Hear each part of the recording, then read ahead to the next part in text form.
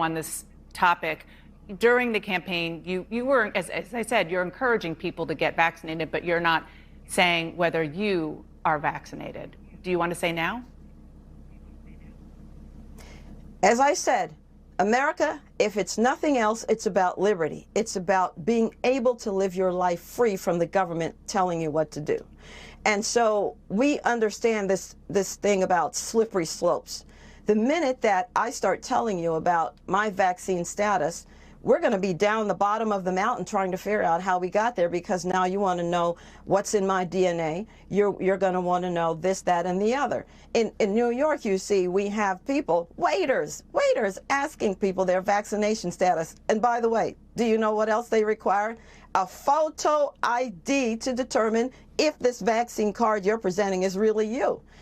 Who are we fooling? Come on.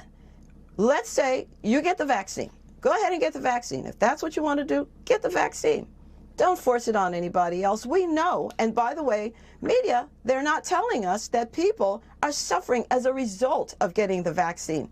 They have all kinds of problems. I understand it might be the minuscule, but when you're the one out of 30,000 that gets it, it's important to you. So we need to tell the good, the bad, and the ugly about the vaccine. Before I let you go, I want to ask about what happened in Wisconsin this past week. A jury acquitted Kyle Rittenhouse of all charges, and it accepted his argument that he acted in self-defense when he killed 2 people in Kenosha last year and he wounded another. A number of Republican elected officials and other voices on the right are celebrating Rittenhouse as a hero. Do you think his actions should be lionized? You know what I think? I think we ought to let the American justice system speak for itself. And I'm going to quote our current president, President Biden, and he said, it's time to move on. And so let's heal. There's one verse I've used throughout my campaign, written by a Jewish politician, King David, Psalm 133. How good and pleasant it is when brothers and sisters live together in peace and harmony. Can we allow the scab to finally heal? Can we stop picking at the wounds? We need a president who comes out and says, let's just get together. Let's figure it out.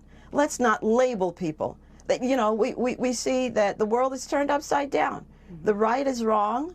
The wrong is right.